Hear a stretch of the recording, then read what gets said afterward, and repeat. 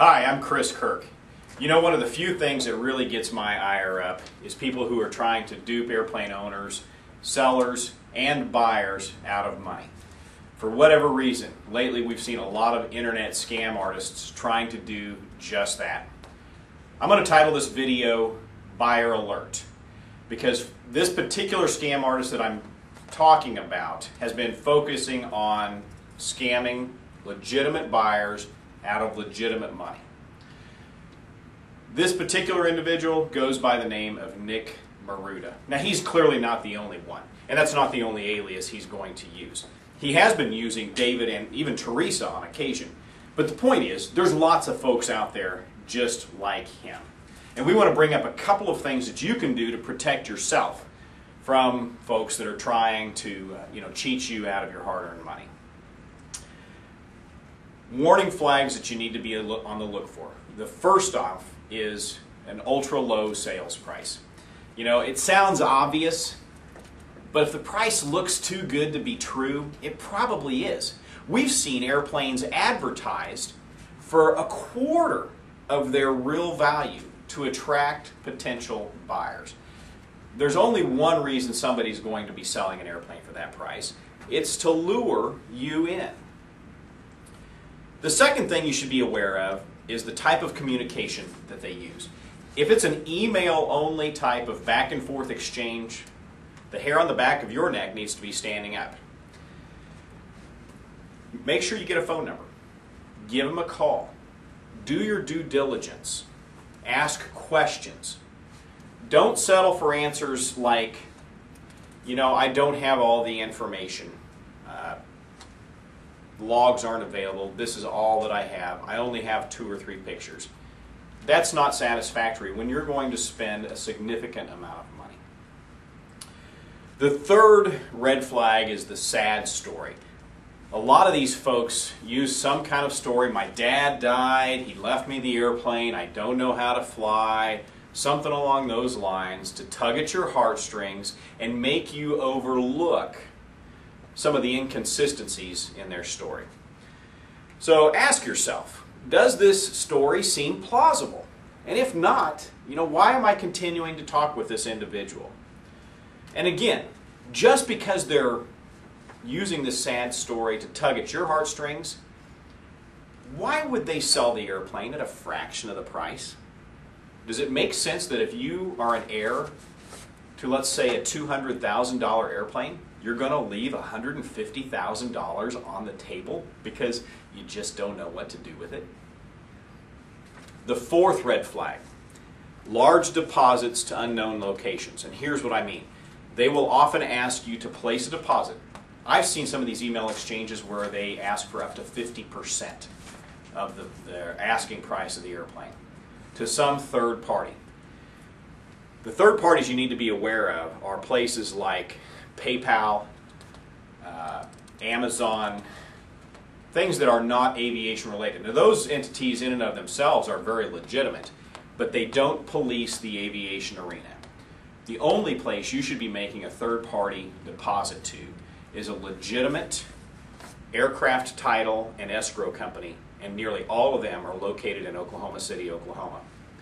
Even beyond that, you should be doing your due diligence on which ones are legitimate. But those companies will hold your money and not release it until you give the okay. If the aircraft location doesn't make sense, again, the hair on the back of your neck should be standing up, and that's flag number 5. Find out where the plane is. Get on flightaware.com. See where it flies into and out of. If they're advertising the airplane to be in some location that is not adding up, then it probably is a fraudulent attempt on their part to sell you the airplane. We're going to flash the FAA's website here on the screen. You can get on that website and check where the aircraft is registered. Now, not always does the owner keep the airplane registered in the same location that he actually flies it. So you'll have to still dig a little bit deeper. But again, ask yourself, if the airplane's being advertised in Europe, why is it registered in the United States? Red flag number 6 is free advertising sites. There's lots of places you can go and advertise an airplane. The reality of it is, however, is that most of them don't work, which is why legitimate brokers and dealers like WildBlue don't use a lot of those folks. Good advertisements, legitimate advertisements, will normally be placed on well-known, well-respected, paid venues.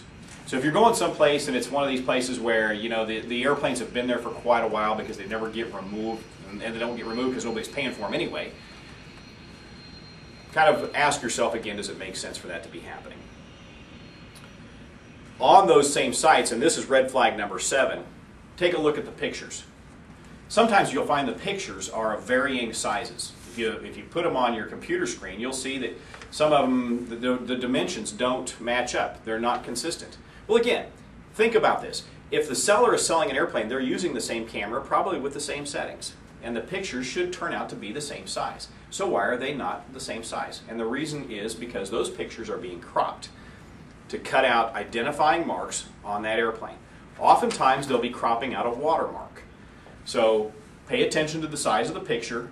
You know, if each one is a little bit different and they're only going to show you certain perspectives, then I wouldn't believe it. One of the ways that you can get around this very quickly is to ask the person to go take a picture of a particular item on the airplane that you have not seen a picture of. If they can't do that, or if they don't have it readily available, again, it's probably not a legitimate operator. Simply put, the best way to protect yourself is to use some common sense and trust your gut. You know, if it just doesn't look right, if it doesn't sound right, then it probably isn't right. If you have concerns with a particular seller, and you've been working with them, you've been exchanging some communication with them, and you'd still like to have a second opinion, feel free to give us a call. We'd be happy to let you know if it's somebody that we've dealt with in the past and whether or not we feel that that particular party is legitimate or not. We're not going to try to sell you anything. We would much rather have you have a very good experience in your aircraft purchase process. Our number, 888-773-4249. Again, my name is Chris, last name is Kirk. My extension is 101. You can call Mark, his extension is 103. But again, the toll-free line is 888-773-4249. Thanks for taking a look. Stay tuned. We're going to offer another video from the seller's side, things the sellers ought to watch for from buyers who are not representing themselves properly or accurately as well. Thank you.